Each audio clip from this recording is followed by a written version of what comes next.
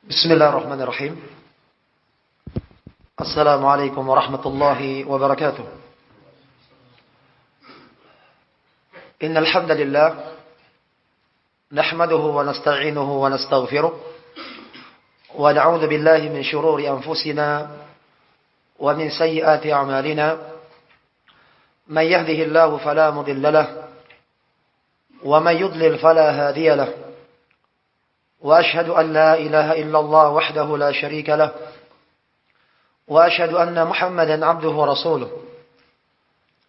يا أيها الذين آمنوا اتقوا الله حق تقاته ولا تموتن إلا وأنتم مسلمون يا أيها الناس اتقوا ربكم الذي خلقكم من نفس واحدة وخلق منها زوجها وبث منهما رجالا كثيرا ونساء واتقوا الله الذي تساءلون به والأرحام إن الله كان عليكم رقيبا يا أيها الذين آمنوا اتقوا الله وقولوا قولا سديدا يصلح لكم أعمالكم ويغفر لكم ذنوبكم ومن يطع الله ورسوله فقد فاز فوزا عظيما. أما بعد فإن أصدق الحديث كتاب الله وخير الهدى هدى محمد صلى الله عليه وعلى آله وسلم وشر الأمور محدثاتها فإن كل محدثة بدعة وكل بدعة ضلالة وكل ضلالة في النار.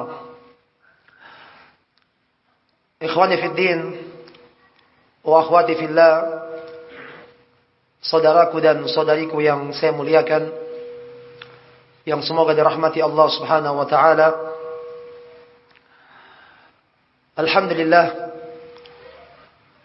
kita memuji Allah Subhanahu wa taala dan bersyukur kepada Allah atas segala nikmat yang telah Allah Subhanahu wa taala berikan kepada kita semua, baik itu nikmat dunia maupun nikmat agama. Nikmat dunia berupa kesehatan, kesempatan, waktu luang, nikmat harta, nikmat keluarga, dan berbagai nikmat dunia yang telah kita rasakan. Begitu pula nikmat din, nikmat agama, nikmatul hidayah, nikmat talabul ilmi, belajar agama Allah Subhanahu wa taala, yang mana nikmat ini adalah merupakan salah satu nikmat yang besar yang Allah Subhanahu wa taala berikan kepada kita. Yang Allah Subhanahu wa taala memberikan kepada orang-orang yang Allah pilih dari hamba-hambanya. Tidaklah semua diberi nikmat kemudahan untuk belajar agama Allah Subhanahu wa taala, untuk menuntut ilmu, untuk memahami apa yang telah diajarkan oleh Allah di dalam Al-Quran, dan untuk mengerti apa yang telah dijelaskan oleh Nabi kita Muhammad sallallahu alaihi wasallam sesuai dengan pemahaman para sahabat Nabi sallallahu alaihi wasallam. Oleh karena itulah, kaum muslimin dan muslimah yang saya muliakan rahimani wa rahimakumullah, nikmat yang besar ini hendaknya kita syukuri. Nikmat untuk duduk di majlis ilmu dan belajar agama Allah Subhanahu wa taala merupakan nikmat yang sangat besar yang harus kita jaga dengan baik, yang harus terus kita pelihara dengan baik, dengan tentunya menempuh sebab, menempuh upaya untuk terus duduk di majlis ilmu, untuk belajar agama Allah Subhanahu wa taala, agar Allah Subhanahu wa taala senantiasa memberikan keistiqomahan, kekokohan kepada diri kita dengan hadirnya kita di majlis ilmu, dengan semangat kita untuk belajar agama Allah Subhanahu wa taala. Di antara upaya kita adalah dengan bergaul dan berteman dengan orang-orang yang saleh. Pertemanan di dalam kehidupan ini sangatlah penting. Karena mereka lah yang akan senantiasa mengajak kita. Mereka teman-teman yang baik akan senantiasa menghasung kita. Akan senantiasa memotivasi kita untuk belajar agama Allah Subhanahu wa taala. Untuk terus menjaga semangat kita hadir di majelis ilmu yang dengannya hati kita akan diberikan cahaya oleh Allah Subhanahu wa taala. Al-ilmu nurun. Ilmu itu adalah cahaya dari Allah Subhanahu wa taala.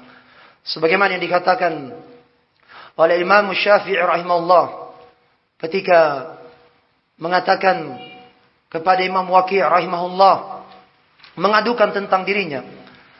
Lalu Al-Imam Al-Waqi' ketika Imam Syafi'i mengatakan syakautu ila Waqi' su'a hifzi fa arsyadani ila tarkil ma'asi wa akhbarani bi anna ilma nurun wa nurullahi la yu'ta li'asi.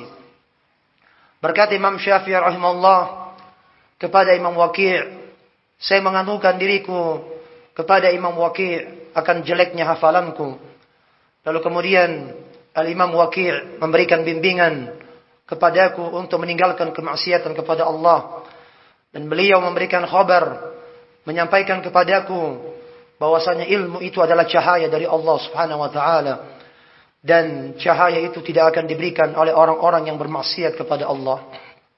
Oleh karena itulah kaum muslimin dan muslimah rahimani wa rahimakumullah, di antara upaya kita untuk menghidupkan hati ini dan untuk memberikan cahaya dalam hati kita adalah dengan hadir di majelis ilmu. Yang ini adalah merupakan bentuk ketaatan kepada Allah Subhanahu wa taala. Ini adalah merupakan ibadah dari ibadah-ibadah yang Allah Subhanahu wa taala perintahkan kepada kita. Sebagaimana di dalam Al-Qur'an Allah Subhanahu wa taala berfirman, "Fa'lam annahu la ilaha illallah wastaghfir li dzambik."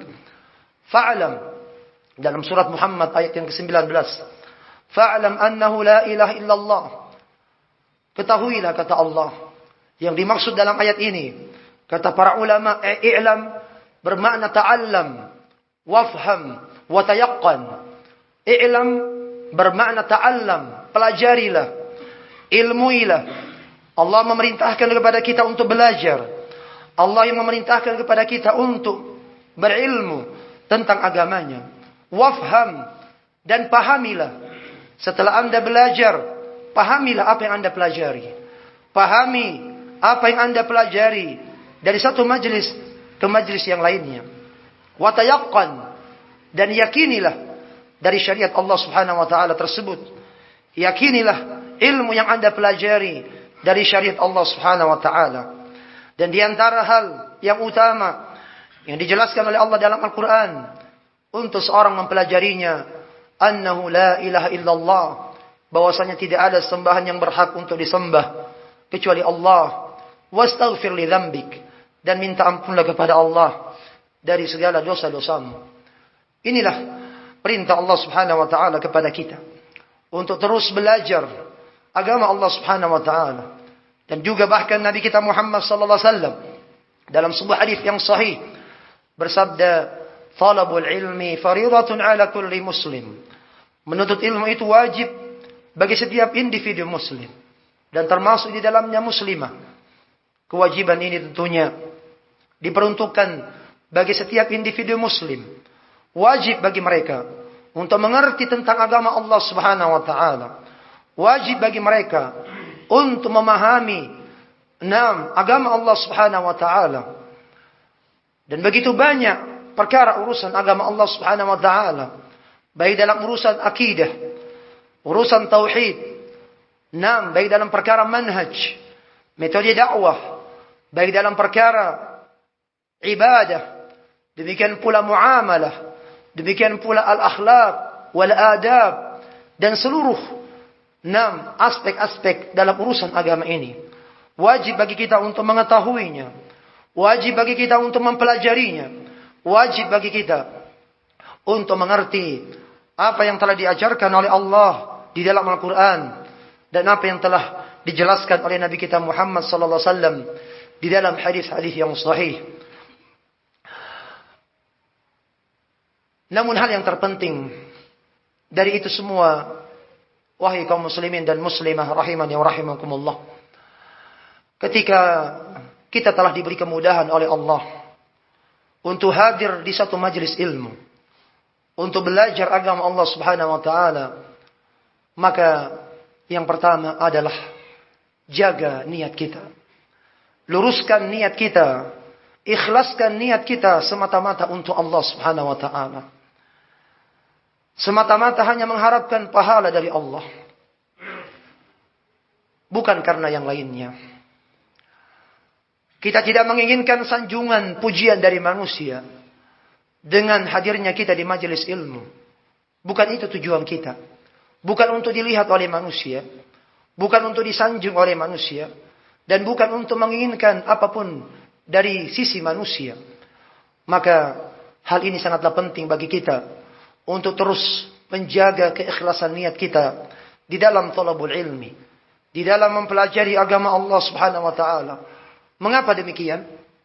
Karena niat ini sangat memiliki peran yang sangat penting akan keistiqomahan seorang hamba dalam thalabul ilmi. Jika seorang telah bergeser niatnya, maka lambat laun dia akan meninggalkan majelis ilmu ini.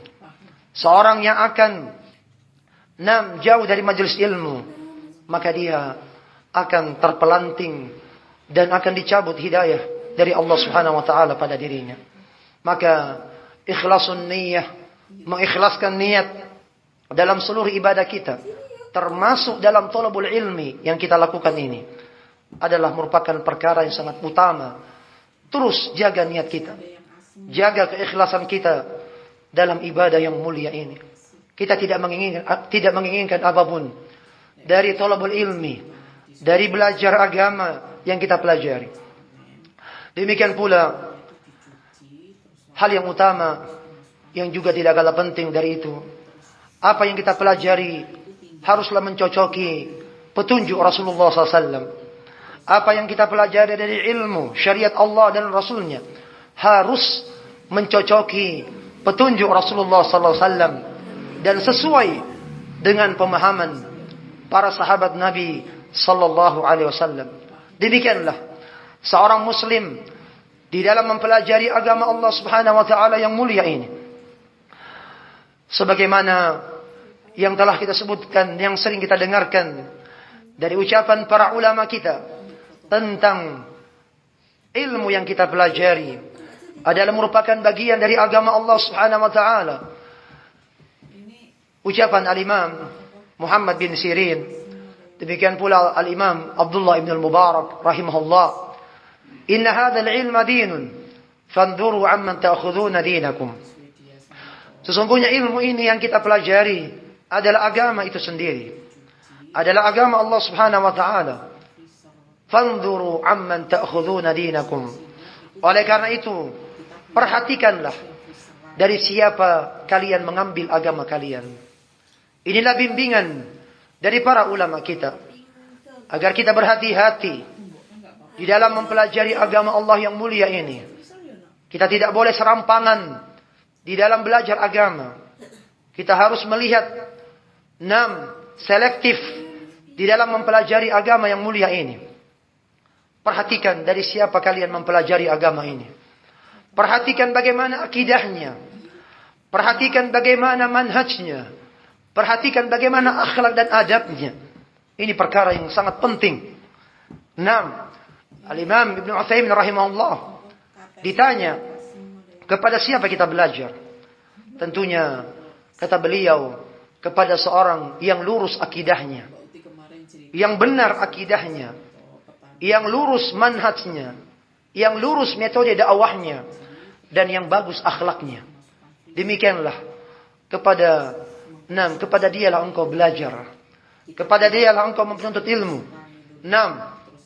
Oleh karena itulah, di antara upaya kita untuk menjaga keistiqomahan kita di atas agama yang mulia ini, dan untuk terus terbimbing dengan bimbingan Al-Quran dan sunnah Nabi Muhammad sallallahu alaihi wasallam sesuai dengan pemahaman para salafun salih, Fa insyaallah taala pada kesempatan kita kali ini kita akan membahas sebuah kitab yang ditulis oleh Syekh Al-Allamah Abdullah bin Abdul Rahim Al-Bukhari hafizahullah taala, yang kitab ini hakikatnya adalah muhadarah, ya, ceramah umum yang disampaikan oleh Syekh Abdullah Al-Bukhari hafizahullah dalam beberapa hari di Masjid Jami' Faqih di kota Mekkah Al-Mukarramah.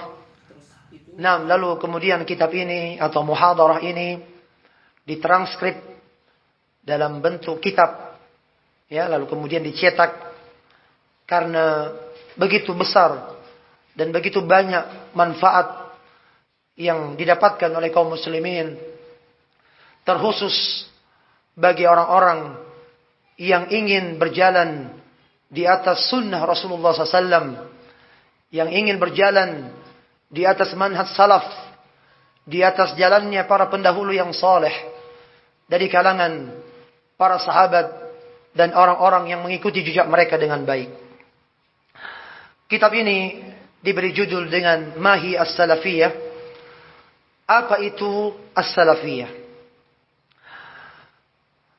Kitab ini bentuknya pertanyaan.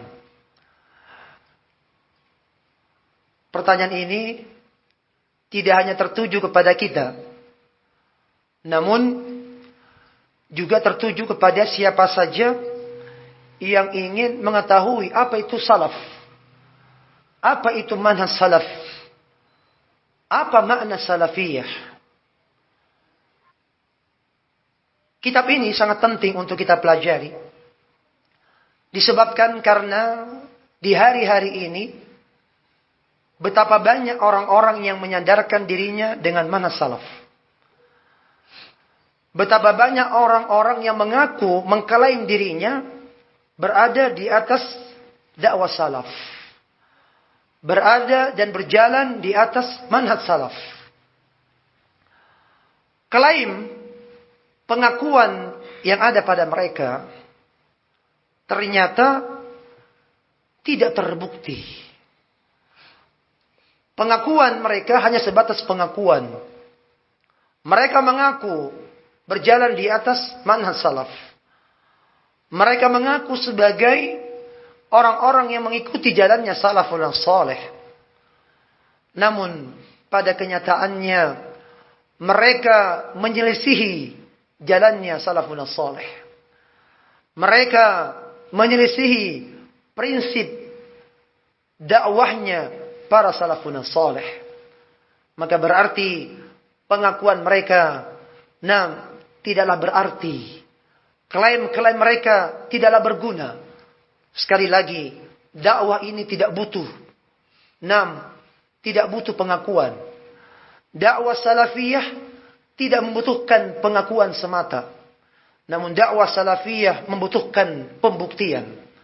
Apakah benar-benar Anda berada di atas dakwah salafiyah, berjalan sesuai dengan manhaj salaf, ataukah justru Anda hanya mengaku berjalan di atas dakwah tersebut? Oleh karena itu sangatlah penting bagi kita semua untuk mempelajari apa itu salafiyah.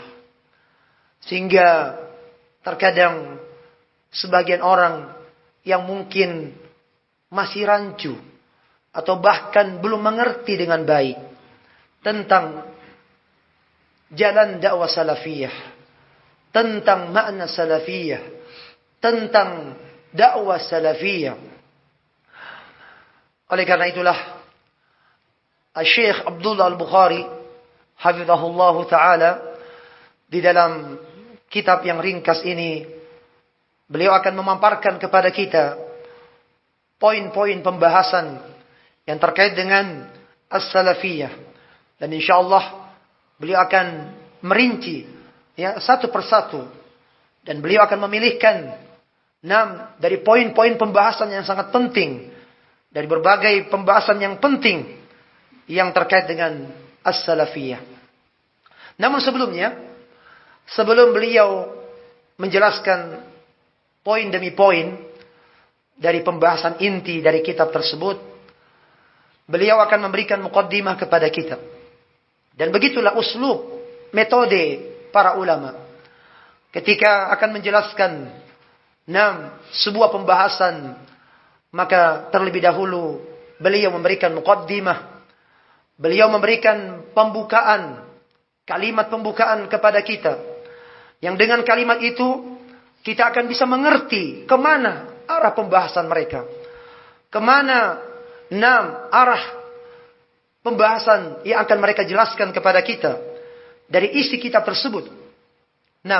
Demikian pula Syekh Abdullah Al-Bukhari hafizahullah ta'ala, di dalam kitab ini beliau memberikan sedikit muqaddimah kepada kita untuk memberikan gambaran tentang isi dari kitab yang beliau tulis.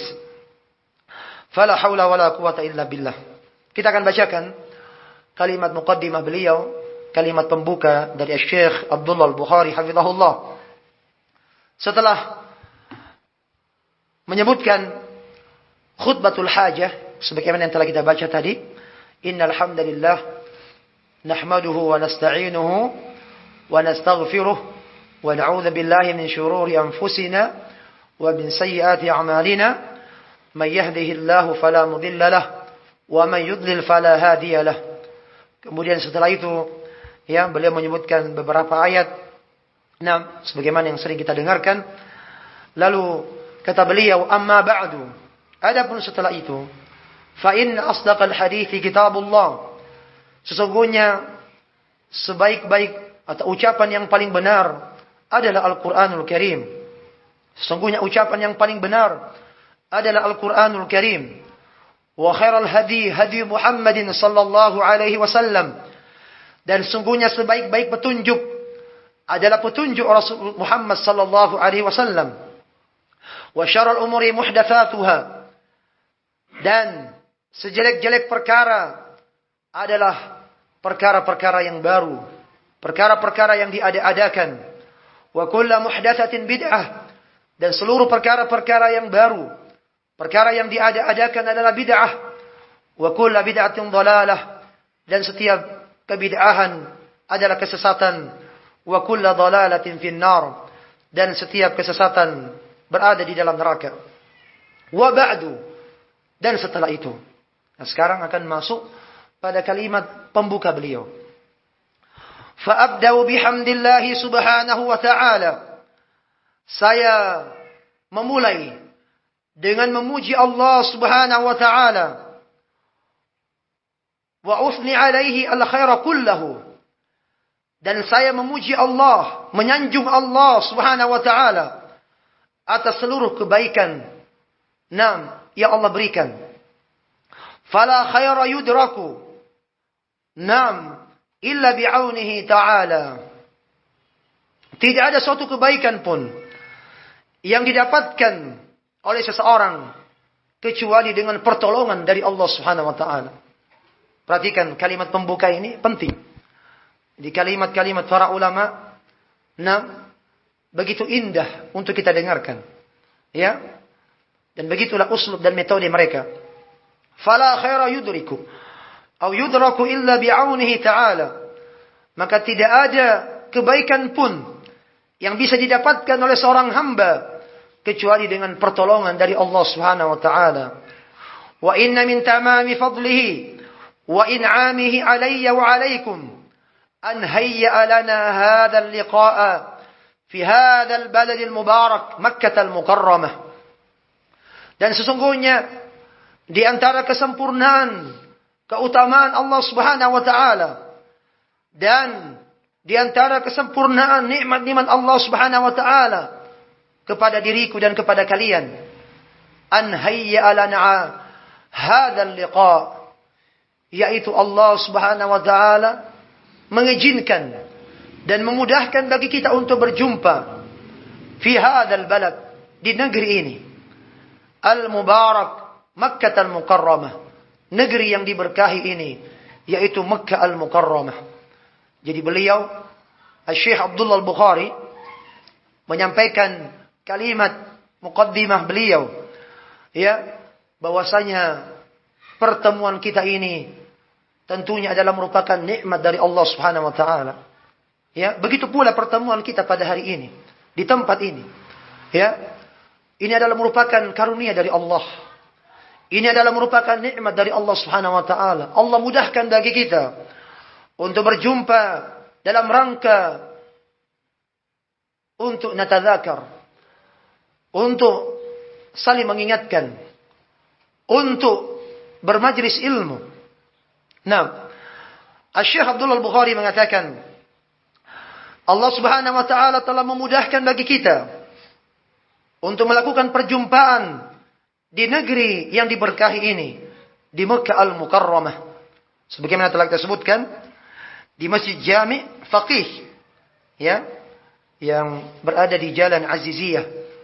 Nah, Syekh Abdullah Bukhari sekarang lebih rutin mengajar di Masjid Uhud.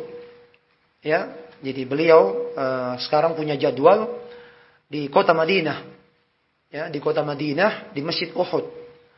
Nah, alhamdulillah beliau punya jadwal rutin. Dan bagi ikhwanuna yang diberi kemudahan untuk berangkat ke negeri Haramain, maka hendaknya meluangkan waktunya untuk berkunjung dan menghadiri majelis beliau di Masjid Uhud. Nah, dan dalam sepekan beliau sekitar 3 kali mengajar. Ya. Ini adalah kemudahan Allah berikan kepada para talabul ilmi di Al-Madinah Al-Munawwarah. Baik. Lalu kemudian kata beliau, najtami'u fi baitin min buyutillah. Natadzakarullah. Kita berkumpul di salah satu rumah dari rumah-rumah Allah, yaitu di salah satu masjid dari masjid Allah. Natadzakarullah. Kita mengingat Allah Subhanahu wa taala. Kita berzikir kepada Allah. Jadi majlis ilmu, halaqatul ilm adalah merupakan halaqatul zikir. Ya, jadi majlis ilmu adalah merupakan halaqat zikir yang paling afdal. Ya. Halaqat zikir yang paling afdal, yang paling utama. Dan bahkan halaqat zikir, halaqatul ilm adalah merupakan salah satu taman dari taman-taman surga Allah Subhanahu wa taala. Maka sungguh merugi orang-orang yang tidak memanfaatkan waktunya untuk hadir di majelis ilmu. Yang mana majelis ilmu, halaqatul ilm adalah merupakan salah satu taman dari taman-taman surga Allah Subhanahu wa taala. Bagi siapa yang ingin merasakan ketenangan dan ketentraman dalam kehidupan ini, maka hadir dari majelis ilmu. Yang di sana dibacakan ayat Allah Subhanahu wa taala dan dibacakan hadis-hadis Rasulullah sallallahu alaihi wasallam yang dengannya seorang akan merasa tentram dan tenang kalbunya. Nah, lalu kemudian kata Syekh hafizahullah taala, "Fallaha as'alu ay yaj'alana jami'an mimman yastami'ul qawla fayattabi'u ahsanah innahu sami'un mujib."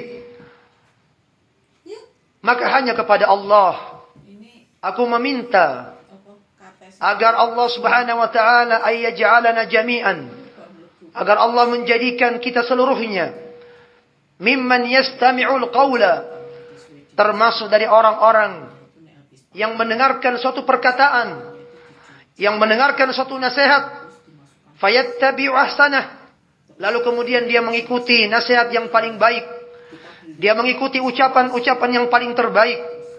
Innahu sami'un mujib, sesungguhnya Allah Subhanahu wa taala Maha mendengar lagi Maha mengabulkan doa. Kalimat yang indah, kalimat pembuka dari Syekh Abdullah Bukhari kepada kita semua. Lalu kemudian kata beliau, hafizahullah, ayyuhal ikhwah, wahai saudaraku sekalian, kita mulai masuk kalimat muqaddimah inti dari kalimat Syekh Abdullah Bukhari. Ini suasana siang, menjelang siang, mulai agak lelah, capek, mulai fokus. Nah, ya. Baik, kata beliau hafizahullah, kana an-nasu qabla bi'tsati Muhammadin sallallahu alaihi wasallam fi jahiliyatin wa amayatin. Dahulu umat manusia sebelum diutusnya Nabi Muhammad sallallahu alaihi wasallam fi jahiliyatin wa amayatin. Hidup di masa jahiliyah dan kebutaan. Dalam kebodohan dan kebutaan. Ini kondisi ya umat manusia sebelum diutusnya Nabi Muhammad sallallahu alaihi wasallam. Ya, bagaimana keadaan mereka? Min syirkin wa zulmin wa ghiwayatin. Kondisi umat manusia sebelum diutusnya Nabi Muhammad sallallahu alaihi wasallam. Ketika itu di masa jahiliyah, dipenuhi dengan kesyirikan, dipenuhi dengan kezaliman dan penyimpangan dari syariat Allah Subhanahu wa taala. Demikian kondisi umat manusia sebelum diutusnya Nabi Muhammad sallallahu alaihi wasallam. Manusia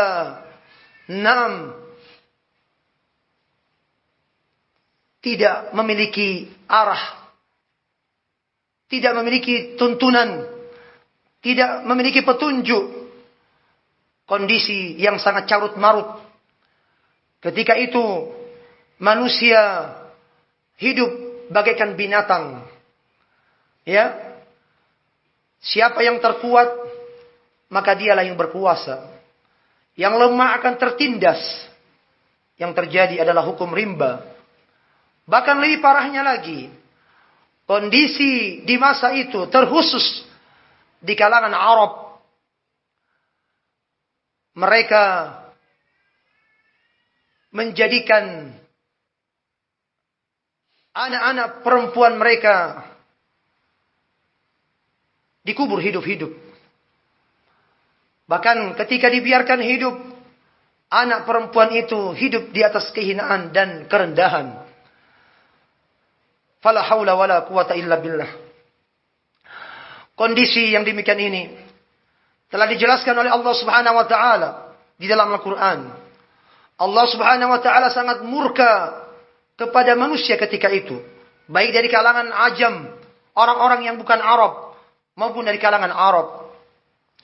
Manusia yang tidak terbimbing di masa fatrah, di masa kekosongan wahyu, setelah Nabi Isa diangkat oleh Allah Subhanahu wa taala. Sebagaimana telah kita ketahui, Nabi Isa diangkat oleh Allah setelah ingin dibunuh oleh orang-orang Yahudi. Lalu kemudian mereka berhasil menyalib orang yang diserupakan wajahnya oleh Allah Subhanahu wa taala dari salah satu pengikut setia Nabi Isa alaihissalam. Dan inilah pendapat yang rajih dari kalangan para ulama. Jadi yang diikat adalah salah satu pengikut setia ya Nabi Isa alaihissalam. Yang diikat adalah salah satu pengikut setia dari Nabi Isa alaihissalam yang diserupakan wajahnya oleh Allah Subhanahu wa taala di masa kekosongan wahyu ketika itu. Dan setelah jauhnya dan hilangnya orang-orang yang berpegang teguh di atas Alkitab, kitab Taurat dan kitab Injil, terlebih lagi jarak antara Nabi Isa dengan Nabi Muhammad SAW ketika itu di masa fatrah kekosongan wahyu sekitar 500 tahun lamanya. Ya, jadi sekitar 500 tahun terjadi kekosongan wahyu. Ya, jarak yang sangat jauh. Oleh karena itu manusia tidak memiliki aturan. Hanya sedikit dari mereka yang berjalan di atas petunjuk At-Taurat dan Injil. Adapun mayoritas mereka hidup tanpa aturan, hidup tanpa syariat. Dan ketika itu fala haula wala quwata illa billah. Kondisi di kalangan Arab, mereka membunuh wanita-wanita mereka disebabkan karena anak wanita merupakan lambang kehinaan dan kelemahan bagi mereka. Adapun anak laki-laki merupakan lambang keperkasaan. Allah Subhanahu wa taala mengabadikan di dalam Al-Qur'an dalam surat An-Nahl ayat yang ke-80, ayat yang ke-58 sampai 59. Allah Subhanahu wa taala berfirman tentang kondisi orang-orang Arab ketika itu. Wa idza busyira ahaduhum bil untha dhalla wajhuhu muswaddan wa huwa kadhim. Apabila salah seorang dari mereka diberi kabar gembira dengan kelahiran seorang anak perempuan, dhalla wajhuhu muswaddan wa huwa kadhim.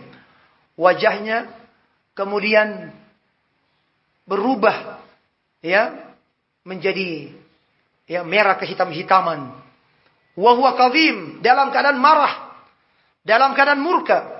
Artinya tidak senang dengan kelahiran anak perempuan di tengah-tengah mereka. Lalu kemudian kata Allah, yatawara minal qaum. Dia pun bersembunyi dari kaumnya. Bersembunyi karena malu. Min su'i ma busyira bihi. Karena jeleknya berita yang mereka dapatkan. Karena jeleknya berita yang didapatkan dengan kelahiran seorang anak perempuan di tengah-tengah mereka. Hanya ada dua pilihan bagi mereka. Ayumsikuhu ala hunin. Apakah dia akan membiarkan bayi tersebut hidup ala hunin, tapi di atas kerendahan dan kehinaan. Jadi anak perempuan itu dibiarkan hidup, tapi tidak diberikan haknya sebagai manusia. Tidak diberikan haknya sebagai manusia. Jadi wanita di masa itu, dan ini juga peringatan bagi para ummahat, untuk mengingat bagaimana Allah memberikan kemuliaan kepada kalian setelah datangnya Islam. Sebelum Islam datang, sebelum diutusnya Nabi Muhammad SAW, wanita tidak memiliki hak sebagai manusia. Bahkan wanita ketika itu seperti halnya barang dagangan. Yang lebih parah lagi, seorang istri yang ditinggal mati oleh suaminya itu seperti harta warisan yang boleh diambil oleh ahli warisnya.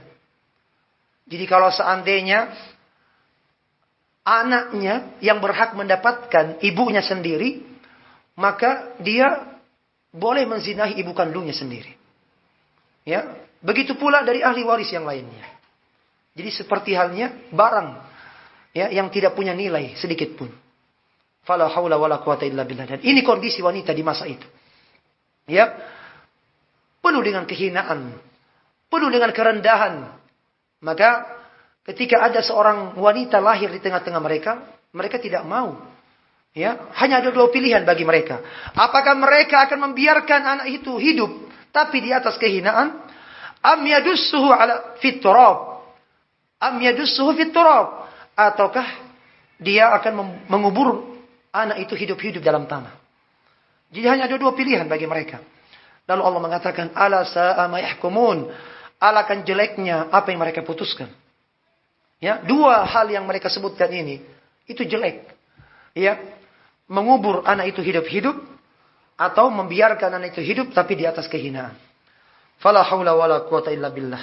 Dan inilah kondisi yang ada di masa sebelum diutusnya Nabi Muhammad SAW. Manusia melakukan berbagai bentuk kezaliman. Manusia melakukan berbagai bentuk kesyirikan dan penyimpangan dalam syariat agama Allah Subhanahu wa taala. Naam. Fala haula wala quwata illa billah. Fab'atha Allah sayyidal al-khalq Muhammadan sallallahu alaihi wasallam ala fatratin min ar-rusul. Lalu kemudian kata Syekh, lalu Allah Subhanahu wa taala mengutus pemimpin makhluk ini, yaitu Muhammad sallallahu alaihi wasallam ala fatratin min ar-rusul, di masa kekosongan wahyu dari para rasul. Di masa kekosongan wahyu dari para rasul, Allah Subhanahu wa taala mengutus nabinya Muhammad sallallahu alaihi wasallam. Yang dengannya apa tujuan, apa misi diutusnya Rasulullah SAW? Liyuqima al-millat al-auja, dalam rangka untuk meluruskan ajaran yang telah bengkok. Jadi ketika itu manusia tidak memiliki aturan hidup. Manusia ketika itu tidak lagi berjalan di atas syariat Allah Subhanahu wa taala. Maka Rasulullah SAW diutus oleh Allah Subhanahu wa taala di tengah-tengah mereka dalam rangka meneruskan ajaran yang telah bengkok, agar mereka fayaqulu la ilaha illallah, agar mereka mengatakan la ilaha illallah, tidak ada sembahan yang benar yang disembah kecuali Allah Subhanahu wa taala, fayuflihu, agar mereka beruntung, agar mereka mendapatkan keberuntungan di dunia dan di akhirat. Demikianlah misi diutusnya Nabi Muhammad sallallahu alaihi wasallam. Faja'a ma'ahul haqq wa zahaqal batil. Rasulullah SAW datang membawa kebenaran dan memberantas kebatilan. Ini di antara tujuan diutusnya Nabi Muhammad SAW. Rasulullah SAW datang membawa kebenaran dan memberantas kebatilan. Ja'a ma'ahul huda. Rasulullah SAW datang membawa petunjuk dari Allah Subhanahu wa taala. Ja'at ma'ahul hayah. Rasulullah SAW datang membawa kehidupan yang baru. Ja'a ma'ahul adl. Rasulullah SAW datang membawa keadilan. Wa mahallahu bihi syirka. Dan Allah Subhanahu wa taala menghapus kesyirikan dengan diutusnya Rasulullah SAW. Demikianlah. Yang tadinya manusia hidup dengan di atas kesyirikan, hidup dengan berbagai bentuk kezaliman dan penyimpangan. Setelah datangnya Nabi Muhammad sallallahu alaihi wasallam, maka Rasulullah sallallahu menghapus kesyirikan. Rasulullah sallallahu memberantas kesyirikan. Rasulullah sallallahu datang membawa kebenaran dan memberantas berbagai bentuk kezaliman dan kebatilan. Rasulullah sallallahu datang membawa petunjuk. Yang tadinya manusia hidup dalam kegelapan, maka Rasulullah SAW datang memberikan petunjuk kepada mereka. Yang tadinya manusia tidak memiliki arah dalam hidup mereka, maka Rasulullah memberikan bimbingan kepada mereka. Datanglah Rasulullah SAW membawa kehidupan yang baru bagi mereka. Yang tadinya mereka hidup di atas hukum rimba. Siapa yang kuat, dialah yang akan berkuasa, dan yang lemah akan tertindas. Namun setelah datangnya Rasulullah SAW, beliau datang membawa keadilan bagi seluruh umat manusia. Beliau membawa kehidupan yang baru bagi seluruh umat manusia ini. Demikianlah di antara misi diutusnya Nabi Muhammad SAW. Arsalahu Allahu Jalla al-Ula atau fi ula rahmatan lil alamin. Allah Subhanahu wa taala mengutus Nabi Muhammad SAW sebagai rahmat bagi seluruh alam semesta ini. Allah Subhanahu wa taala berfirman di dalam Al-Qur'an, "Inna arsalnaka rahmatan lil alamin." Sesungguhnya kami mengutus engkau wahai Muhammad sebagai rahmat bagi seluruh alam semesta ini. Sebagai bentuk kasih sayang dari Allah Subhanahu wa taala. Allah Subhanahu wa taala mengutus nabinya Muhammad sallallahu sebagai bentuk kasih sayang dari Allah Subhanahu wa taala bagi seluruh alam semesta ini. Basyiran wa nadhira, dan sebagai pembawa berita gembira dari Allah Subhanahu wa taala. Wa nadhiran, dan sebagai pemberi peringatan. Inilah di antara tujuan, di antara hikmah diutusnya para rasul, termasuk Nabi Muhammad sallallahu alaihi wasallam. Mereka para rasul yang diutus oleh Allah Subhanahu wa taala, mereka membawa berita gembira dari Allah. Dan juga mereka memberikan peringatan kepada umat-umat mereka. Di dalam Al-Quran Allah Subhanahu wa taala berfirman dalam surat An-Nisa ayat 165. Allah Subhanahu wa taala berfirman, "Rusulan mubasysyirin wa mundhirin li'alla yakuna lin-nasi 'ala Allahi hujjatun ba'da ar-rusul." Para rasul yang diutus oleh Allah Subhanahu wa taala mubasysyirin, mereka membawa berita gembira dari Allah. Apa yang mereka bawa? Berita gembira apa? Mereka membawa berita gembira bagi siapa yang beriman kepada Allah Subhanahu wa taala. Bagi siapa yang mengikuti petunjuk para rasul tersebut. Bagi siapa yang taat kepada rasul tersebut, mereka akan mendapatkan surga dari Allah Subhanahu wa taala. Inilah kabar gembira yang Allah janjikan kepada mereka. Wa nadhiran, dalam ayat tersebut Allah mengatakan rusulan mubasysyirina wa mundhirin. Para rasul tersebut juga memberikan peringatan kepada umat-umat mereka. Peringatan bagi siapa yang bermaksiat kepada Allah dan Rasulnya. Peringatan kepada mereka bahwasanya mereka akan mendapatkan hukuman dari Allah. Mereka akan mendapatkan siksaan dari Allah Subhanahu wa taala. Mereka akan dimasukkan ke dalam neraka Allah Subhanahu wa taala.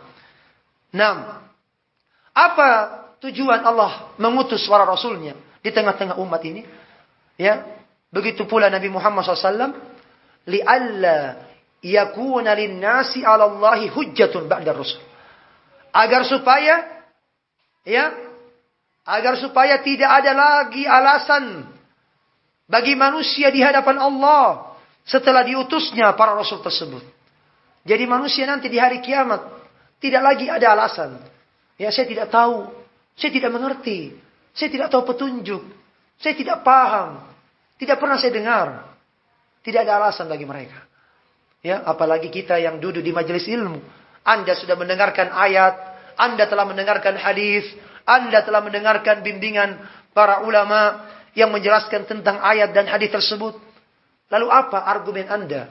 Apa hujah Anda di hadapan Allah Subhanahu wa taala? Nah, ketika telah datang pembawa berita gembira, telah datang pemberi peringatan kepada kalian. Fala haula wala quwata illa billah. Oleh karena itu kata Syekh Abdullah Bukhari, basyiran liman amana bihi, pembawa berita gembira bagi orang-orang yang beriman kepada Rasul tersebut, kepada Nabi Muhammad sallallahu alaihi wasallam, wa nadhiran liman asahu, dan peringatan bagi orang-orang yang bermaksiat kepada Rasulullah sallallahu alaihi wasallam, wa sadda an sunnatihi, dan tidak mau menjalankan sunnahnya, yang tidak mau mengikuti petunjuk Rasulullah sallallahu alaihi wasallam. Fafarraqallahu bihi bainal haqq wal batil. Oleh karena itulah Rasulullah SAW diutus oleh Allah Subhanahu wa taala untuk memisahkan antara yang hak dan yang batil. Rasulullah SAW diutus oleh Allah Subhanahu wa taala untuk membedakan mana yang hak, mana yang batil. Rasulullah SAW diutus oleh Allah Subhanahu wa taala untuk menjelaskan kepada manusia mana perkara tauhid, mana perkara syirik. Mana perkara sunnah yang merupakan bimbingan Rasul, dan mana perkara yang tidak merupakan perkara baru yang merupakan perkara bid'ah. Nah, demikianlah diutusnya Nabi Muhammad sallallahu alaihi wasallam, terpisahkan mana yang hak, mana yang batil. Oleh karena itulah di masa kita ini pentingnya bagi kita untuk terus berjalan di atas petunjuk Rasulullah sallallahu alaihi wasallam, yang dengannya seorang akan bisa mengerti mana yang hak, mana yang batil.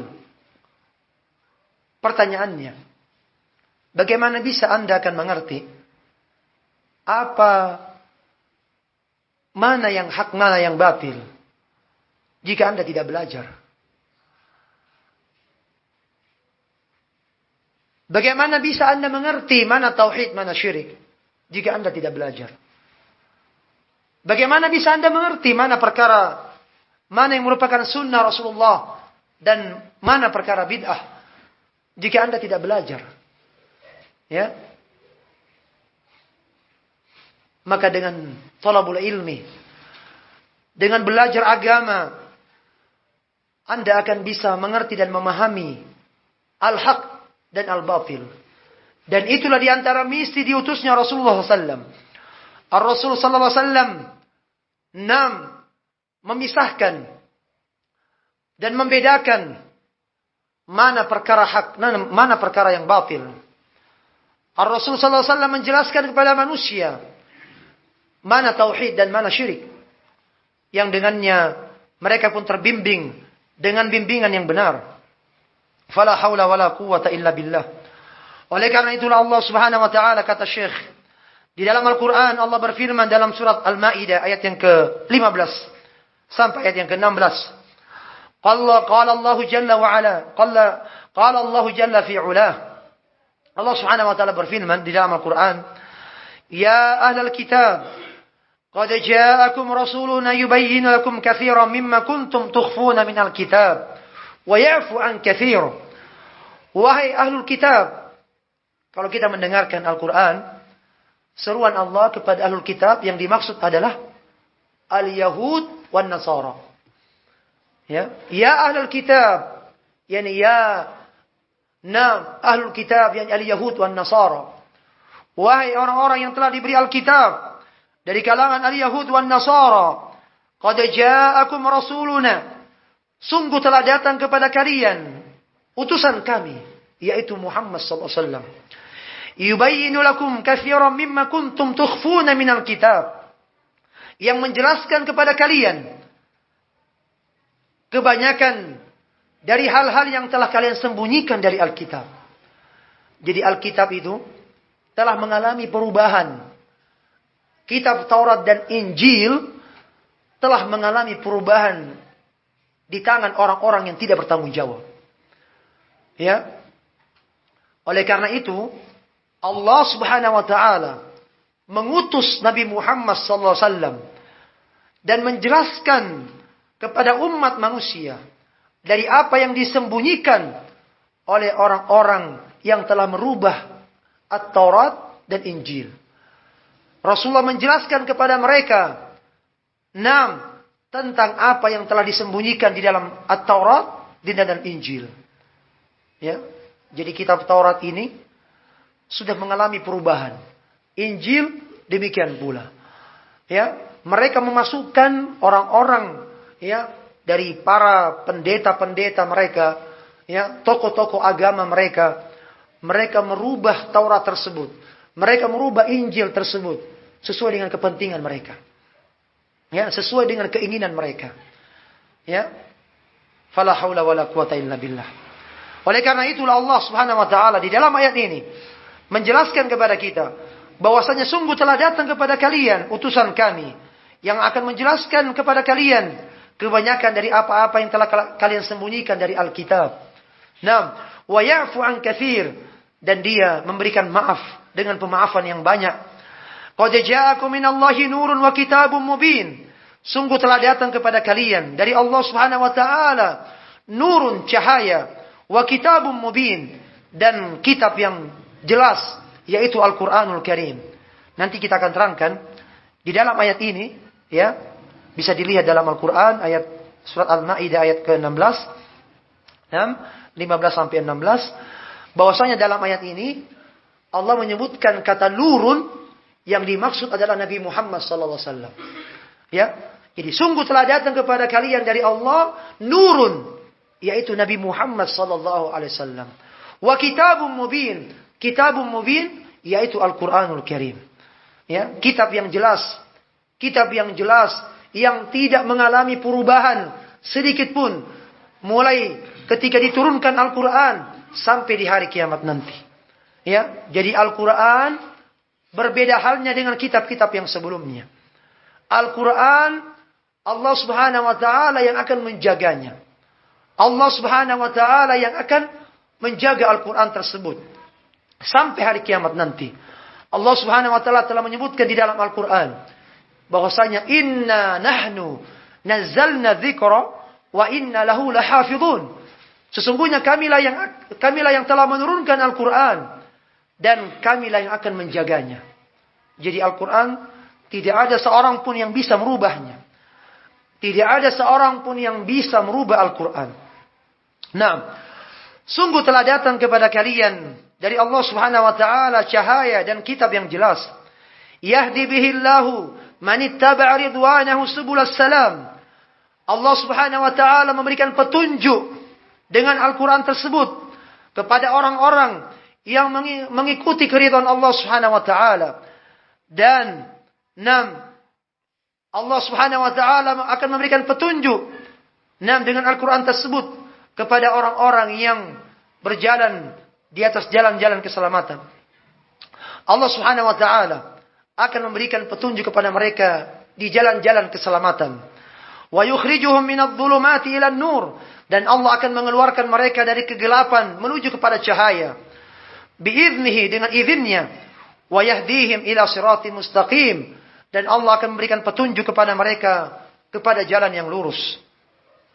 Demikianlah janji Allah Subhanahu wa taala kepada orang-orang yang senantiasa berpegang dengan Al-Qur'an dan sunnah Nabi Muhammad SAW. Allah akan memberikan jalan-jalan petunjuk kepada mereka, jalan-jalan keselamatan kepada mereka. Allah akan mengeluarkan mereka dari kegelapan syirik, dari kegelapan kezaliman, dari kegelapan asyukuk, keraguan-raguan dalam agama ini.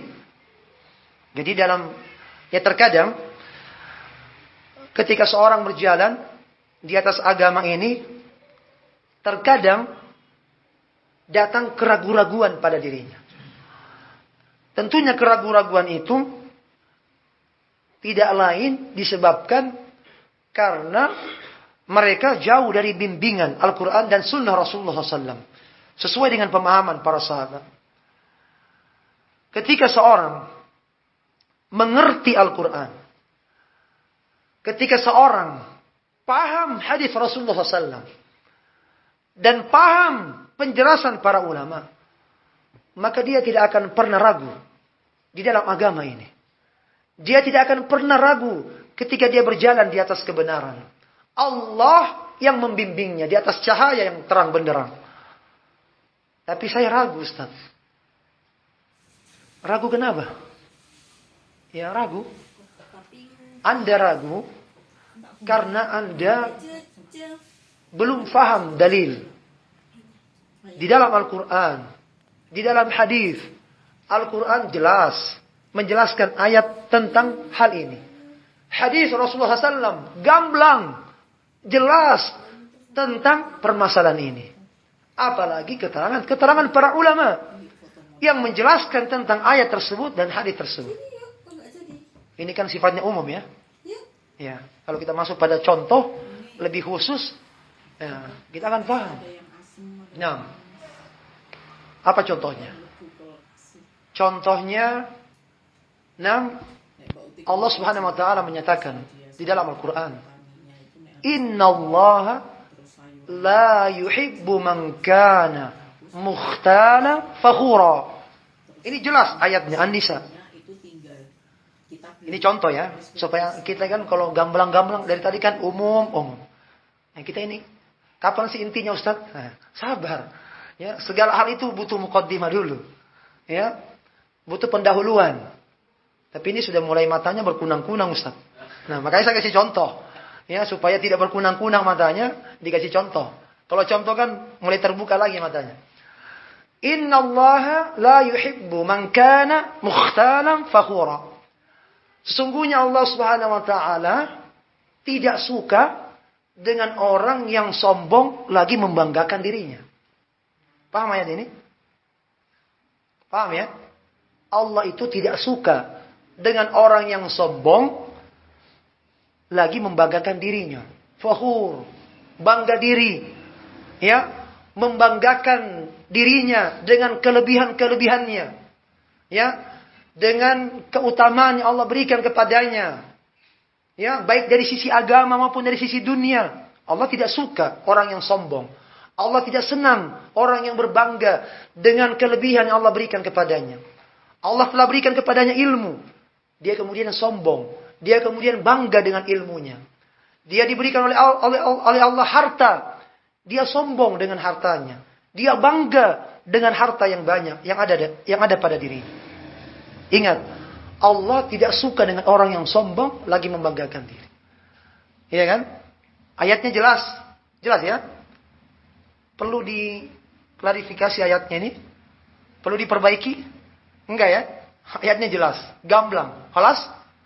Sekarang, kita bawakan hadis Rasulullah SAW. Dalam hadis yang sahih, Rasul SAW menyebutkan tentang al-kibar, kesombongan. Ya, sekarang kita bawakan hadisnya supaya jelas. Ada ayat, ya, ada hadis. Ya, supaya digandengkan. Ada ayatnya, ada pula hadisnya. Nah, hadis Rasulullah SAW menyebutkan tentang definisi al-kibar. Nah, tentang al-kibar. Apa itu al-kibar? Nah, dalam hadis yang diriwayatkan oleh Imam Muslim dari sahabat Abdullah bin Mas'ud radhiyallahu anhu, Rasulullah SAW bersabda, la yadkhulul jannah. Ya, tadi kita bukan ayat, ini hadis.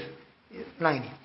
La yadkhulul jannah man kana fi qalbihi mithqalu dzarratin min kibrin. Tidak akan masuk surga seseorang yang ada di dalam hatinya seberat semut yang paling terkecil.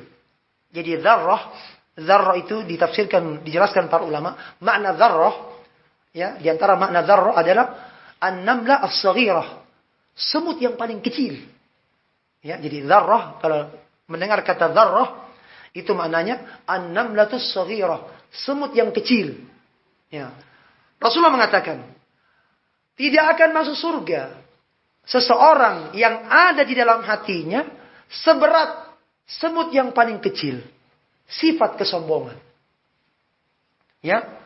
Jadi tidak akan masuk surga orang yang memiliki kesombongan di dalam hatinya walaupun seberat semut yang paling kecil.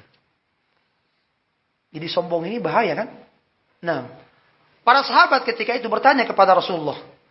Faqala rajul, ada seorang yang bertanya kepada Rasulullah, "Ya Rasulullah, inna rajula yuhibbu an yakuna thawbuhu hasanan wa na'luhu hasanan."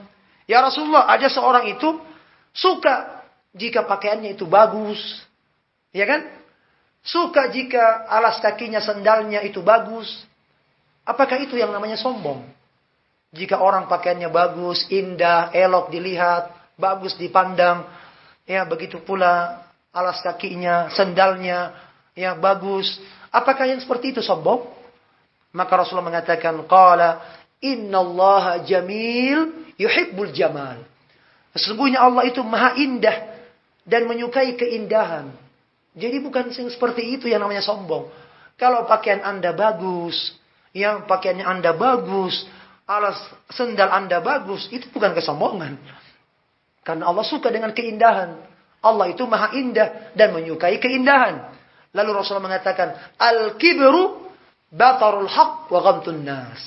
Yang namanya kesombongan itu adalah batarul haq wa ghamtun nas. Menolak kebenaran dan meremehkan orang lain. Jadi tadi kan ayatnya jelas, Allah tidak suka orang sombong lagi bangga diri, ya kan? Nah, sekarang apa itu sombong?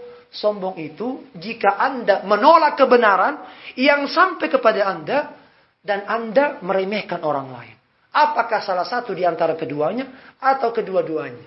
Itulah orang yang sombong. Orang sombong itu kan begitu kan? Lihat dirinya punya kelebihan. Nah, punya kelebihan ilmu. Ya. Dan perlu kita ketahui bahwasanya al-ujub, bangga diri, adalah merupakan awal dari kesombongan, kata para ulama. Jadi sombong itu awalnya apa? Ujub dulu. Nah, ujub lalu merembet, itulah yang mengarahkan dia kepada kesombongan. Nah, seorang yang bangga terhadap dirinya, dia melihat kelebihan yang ada pada dirinya. Dia melihat sesuatu yang tidak ada pada orang lain dan itu ada pada dirinya. Ya. Dia ujub. Dia bangga dengan kelebihan-kelebihan yang ada pada dirinya sehingga dia menjadikan sombong, ya, meremehkan orang lain. Ya. Dan ketika sampai padanya kebenaran, dia pun menolak kebenaran yang sampai padanya. Kenapa? Karena dia merasa bangga dengan kelebihan yang ada pada dirinya. Yang tidak ada pada orang lain. Ya. Jadi itulah ujub. Ya, ketika dia melihat suatu kelebihan yang ada pada dirinya yang tidak ada pada orang lain. Yang menyebabkan dirinya pun menjadi sombong. Nah, sekarang belum lagi kita sebutkan ya ucapan-ucapan para ulama yang terkait dengan kesombongan. Ya, begitu banyak ucapan-ucapan mereka yang terkait dengan kesombongan ini. 6. Lalu kira-kira 6. Ya. Pertanyaannya kepada kita semua. Apakah Anda senang dengan orang yang sombong? Secara fitrah lahiriah. Kita tidak usah tanya dulu dalilnya kan. Apakah Anda suka orang yang sombong? Al-jawab la. Ya. Kita tidak akan pernah suka dengan orang yang sombong, sebagaimana Allah tidak suka orang yang sombong. Allah tidak suka dengan orang yang bangga dengan dirinya, bangga dengan kelebihan yang ada pada dirinya. Difahami ini? Nah, ini contoh, suatu permisalan yang sangat penting. Ya, fitrah kita yang mungkin belum tahu dalil. Ini perkara yang salah. Suatu hal yang sudah nyata kesalahannya. Bertolak belakang dengan ayat. Bertolak belakang dengan hadis. Kira-kira bagaimana? Nah, demikianlah dakwah Ahlus Sunnah. Ahlus Sunnah itu selalu mengajarkan kepada kita. Nah, untuk berpegang teguh dengan Al-Quran dan Sunnah Rasulullah SAW. Ya, bukan melihat orang yang menyampaikan. Ya, bukan melihat sosok orang yang menyampaikan Al-Quran dan hadis itu.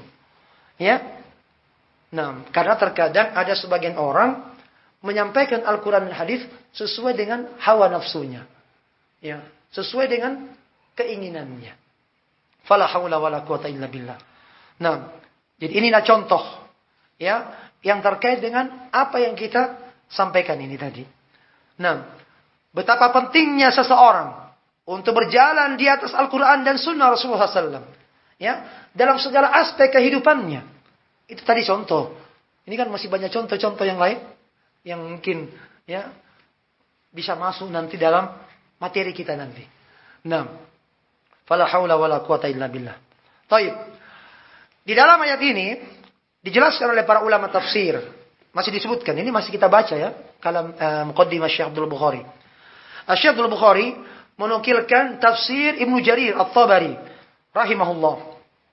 Qala al-Imam Al-Hafidh Abu Ja'far bin Jarir At-Tabari, Imamul Mufassirin, fi tafsirihi. Berkata Imam Al-Hafidh Abu Ja'far Ibnu Jarir At-Tabari, ya kita sering dengar tafsir At-Tabari. Ya, tafsir Ibnu Jarir At-Tabari. Tafsir yang sangat ya luas ya, yang menjadi rujukan para ulama tafsir. Nah, seorang ahli tafsir, nah, di dalam tafsirnya ketika menjelaskan ayat ini, ya, ayat dalam surah Al-Maidah, ayat yang ke-15 tadi yang kita bacakan, nah, seterusnya. Indah hadhil ayah, ketika menjelaskan ayat ini, berkata Al-Imam At-Tabari rahimahullah, qala ya'ni bin nur Muhammadan sallallahu alaihi wasallam. Yang dimaksud oleh Allah dalam Al-Quran, dalam ayat ini, qad ja'akum minallahi nurun, telah datang kepada kalian dari Allah nurun. Yang dimaksud nur yaitu Muhammad sallallahu alaihi wasallam.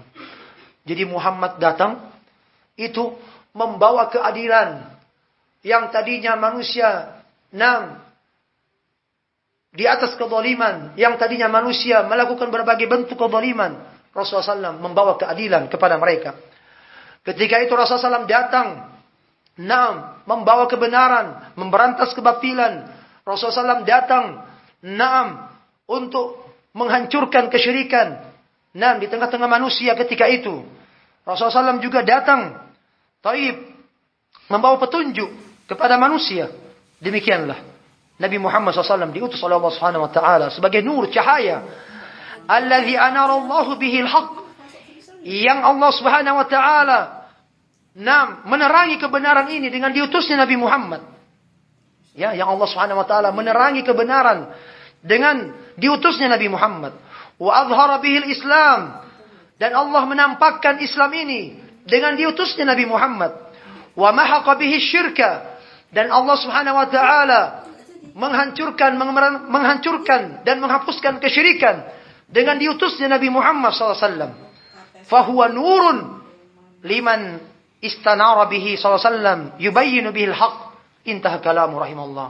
Maka beliau adalah cahaya bagi orang-orang yang mengikutinya, mengikuti beliau SAW, dan bagi orang-orang yang mencari kebenaran. Ya. Intah kalamu rahimahullah. Selesai ucapan Al-Imam Ibnu Jarir At-Tabari rahimahullah terkait dengan ayat ini. Jadi penting bagi kita, ikhwani fiddin wa akhwati fillah, saudaraku dan saudariku yang saya muliakan, rahimani wa rahimakumullah. Nah, apa yang disebutkan oleh Asy-Syaikh hafizahullah taala membawakan ayat ya, terkait dengan diutusnya Nabi Muhammad SAW. Karena Nabi Muhammad SAW setelah diutus oleh Allah Subhanahu Wa Taala, beliaulah yang kemudian menghilangkan berbagai bentuk kezaliman yang terjadi di tengah-tengah umat manusia. Beliaulah yang kemudian menerangi seluruh sendi-sendi kehidupan manusia. Dengan diutusnya Nabi Muhammad sallallahu alaihi wasallam. Bagaimana keadaan beliau? Bagaimana sih sifat yang ada pada Nabi Muhammad SAW? Bagaimana sifat yang mulia yang ada pada beliau? Disebutkan oleh dinukilkan oleh Syekh Abdullah Bukhari, riwayat dari Imam Al-Bukhari. Syekh Abdul Bukhari membawakan riwayat Imam Al-Bukhari. Bedakan ya. Ini Imam Bukhari. Ini Syekh Abdullah Al-Bukhari. Hafizahullah. Syekh Abdullah bin Abdul Rahim Al-Bukhari hafizahullah menyebutkan riwayat dari Imam Al-Bukhari. Imam Bukhari namanya siapa? Siapa namanya Imam Bukhari? Siapa namanya? Siapa namanya? Allah Ustaz. Siapa namanya Imam Bukhari? Muhammad bin Ismail bin Ibrahim. Ya.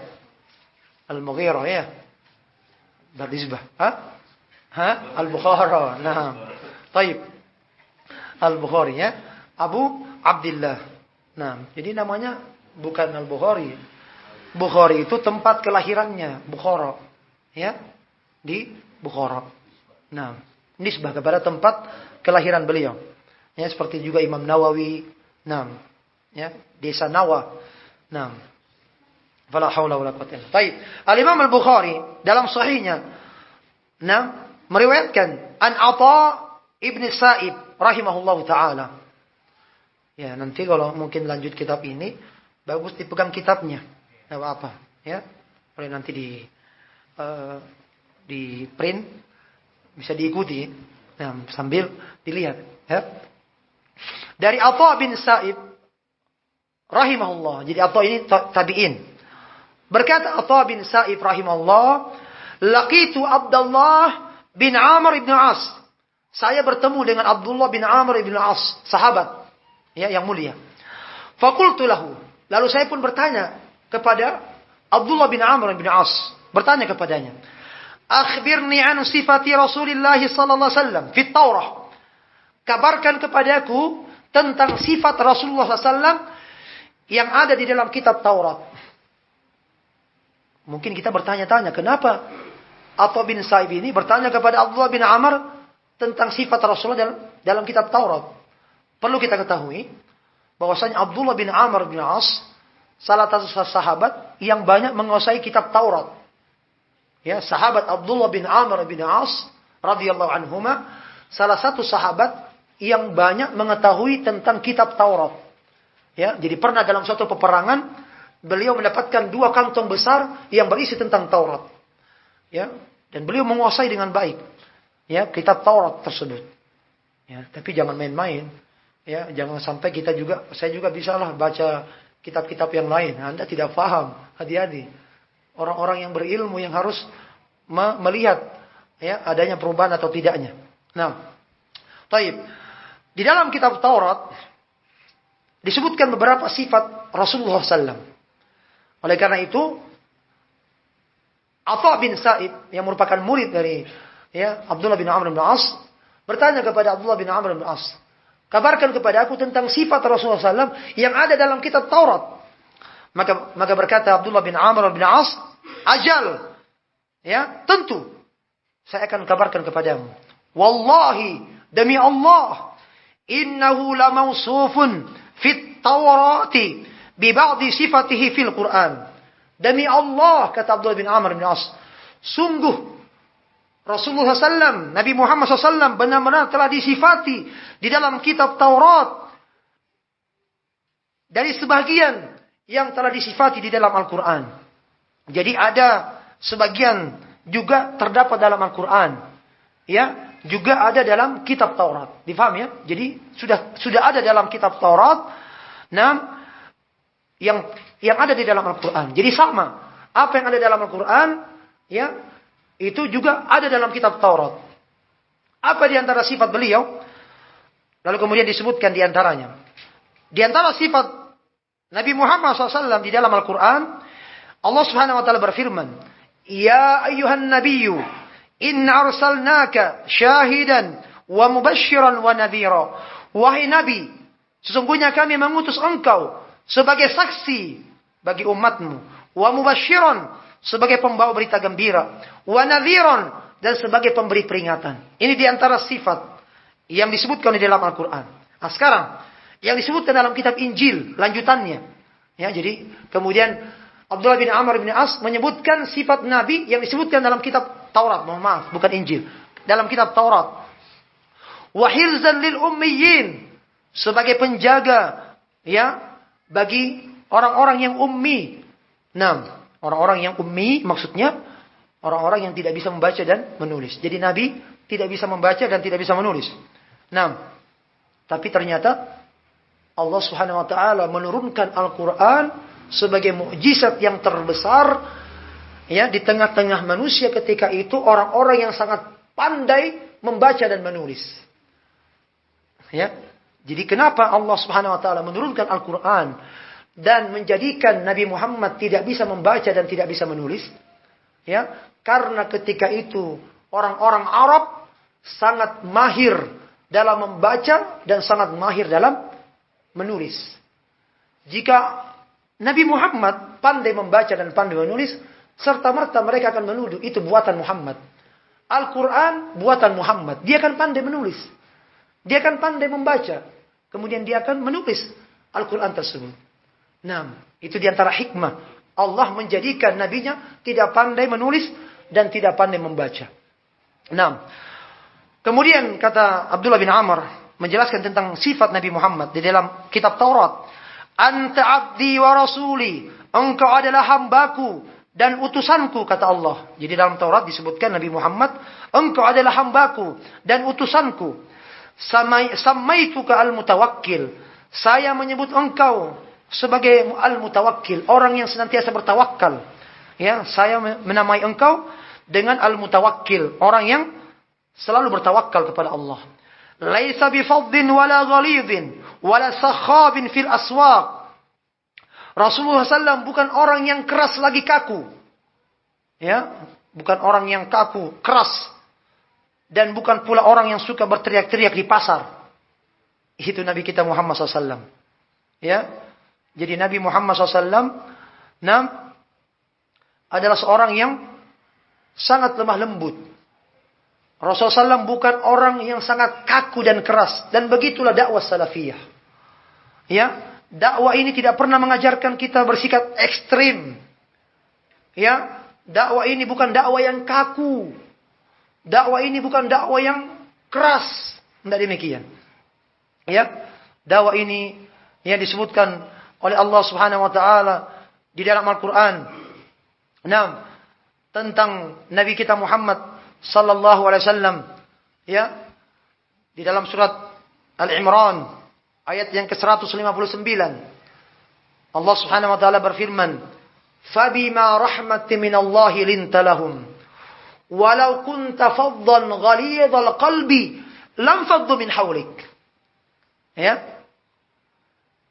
Karena dengan rahmat dari Allah Subhanahu wa taala lah engkau berlemah lembut kepada mereka, wahai Muhammad.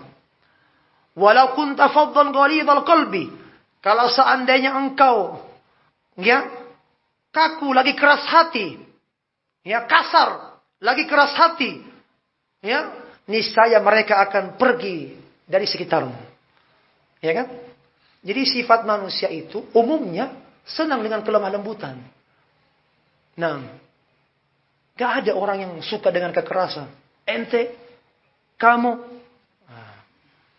nggak cocok saya orang seperti ini. Ya, main tunjuk-tunjuk lagi. Kamu, oh, ini kan ada pakai dakwah seperti itu. Ya, dakwah Ahlussunnah itu dakwah yang luar biasa. Ya, lembutnya. Ya, memang dakwah ini butuh sikap ketegasan, tapi bukan seperti itu caranya. Tegas itu kan tidak harus keras. Ya kan? Keras dalam arti tegas. Kalau seseorang di dalam dakwahnya ya kasar, ya keras, kaku, bagaimana akan diterima oleh manusia? Bagaimana dakwah yang sudah notabene-nya dalam tanda kutip ya sudah dicap dakwah yang ekstrim, dakwah yang kaku dalam tanda kutip ya, dakwah yang keras, bagaimana bisa akan diterima oleh manusia jika Anda menampilkan seperti itu? Anda menampilkan diri orang yang kaku bergaul, dengan tetangga sulit bergaul.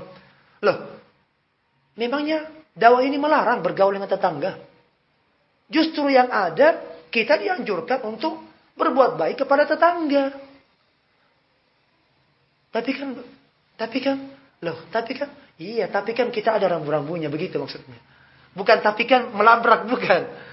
Tapi maksudnya ada rambu-rambunya. Tapi kan maksudnya yang saya maksud ini, orang kalau sudah kenal dakwah sunnah, tapi kan saya sudah ahlu sunnah. Saya kan sudah bercadar, saya kan sudah berjenggot.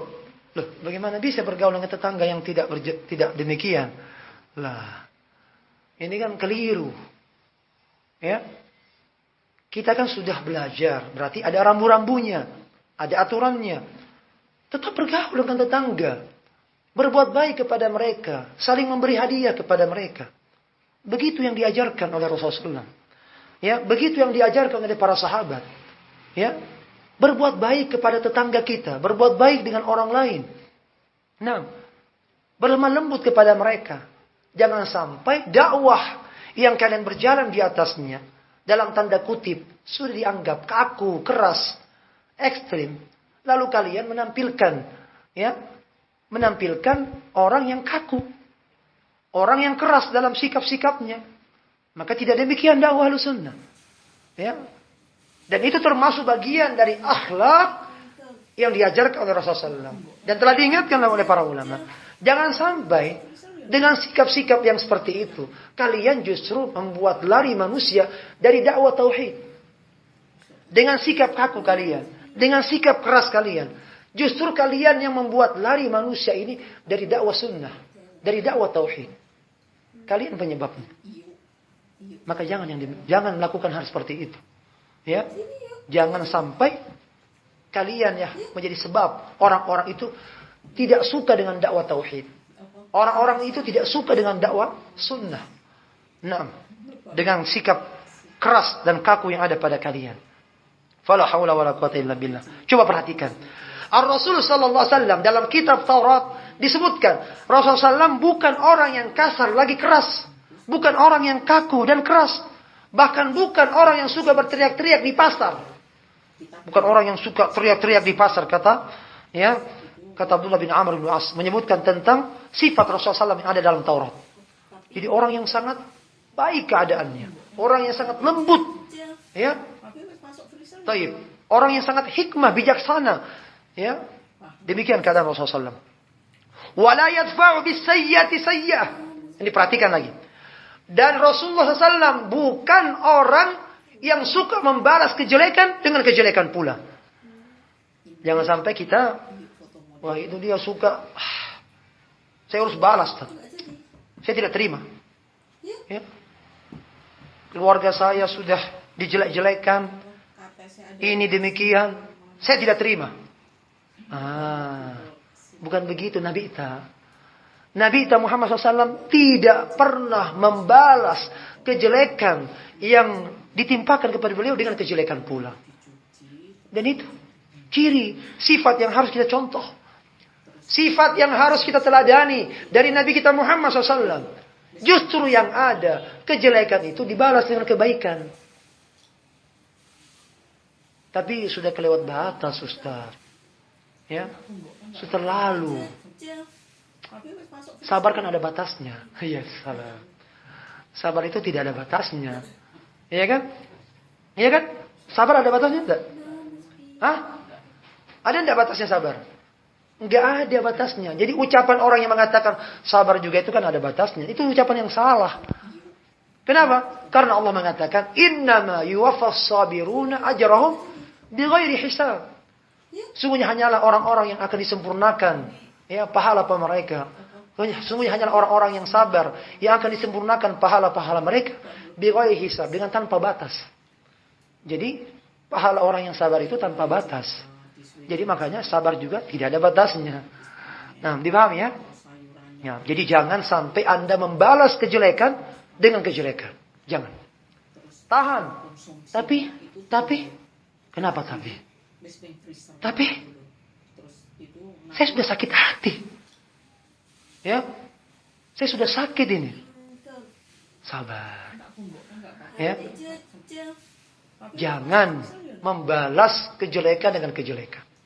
Ya, seseorang, ya, jangankan orang ya, orang lain. Coba diri kita, ukur diri kita. Kita selalu berbuat jelek kepada orang lain. Ini misal saja, mudah-mudahan tidak demikian. Tapi orang ini selalu membalas dengan kebaikan. Kira-kira gimana nantinya endingnya? Kita juga akan capek. Ini orang juga nggak ngaruh-ngaruh juga, ya, capek. Dia akan capek sendiri, ya. Baik. Wala yadfa'u bisayyi'ati as-sayyi'ata. Dan Rasulullah SAW tidaklah membalas kejelekan dengan kejelekan pula, ya. Tapi bagaimana beliau membalasnya? Dengan kebaikan. Tahu kisahnya, ya.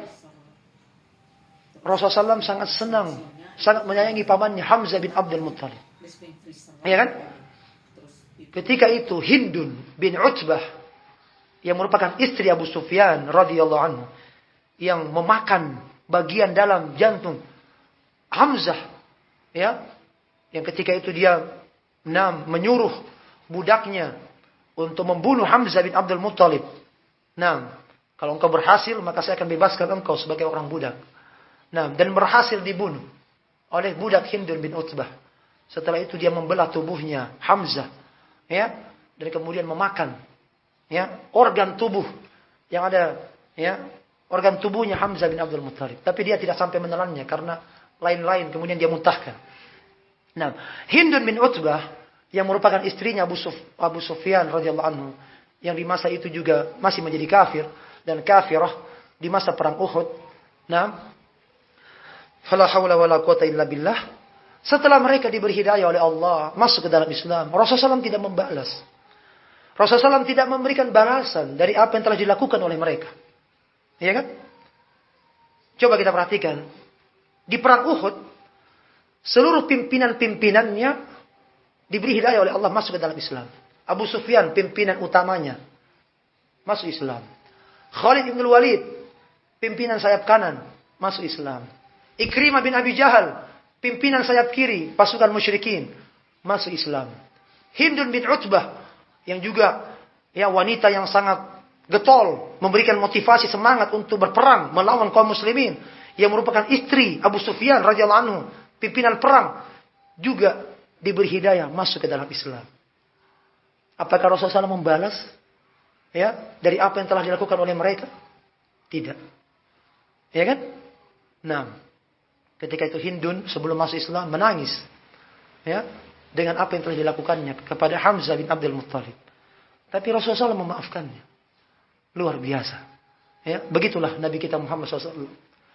Ya, sejelek-jelek apapun kita dihina, dicaci maki, kamu itu begini, kamu itu seperti ini, kamu itu begini, kamu sabar. Ya, jangan balas.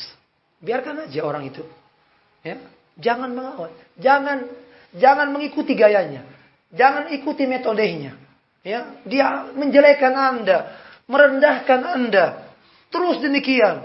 Ya, mengumbar aib Anda. Biarkan. Ya, difaham ya? Yang itu yang dilakukan di masa-masa ini. Ya, di masa-masa ketika seorang terus mendapatkan hujatan, sabar. Ya, biarkan aja mereka berceloteh. Tetaplah engkau berada di atas kesabaran. Baik. Istirahat. Istirahat dulu. Ayo, istirahat dulu ya. Fala haula wala quwata illa billah. Baik. Mungkin ini dulu. Masih ada beberapa sifat yang lain yang akan disebutkan dari sifat yang disebutkan dalam kitab Taurat, yang disebutkan oleh sahabat Abdullah bin Amr bin As radhiyallahu anhuma. Insyaallah kita lanjutkan materi kita, masih membacakan muqaddimah dari Syekh Abdullah Bukhari hafizahullah taala. Baik, mungkin ini dulu. Lebih kurangnya mohon dimaafkan. Jazakumullah khairan. Subhanakallahumma bihamdika asyhadu an la ilaha illa anta astaghfiruka wa atubu ilaik. Wa akhiru da'wana alhamdulillahi rabbil alamin.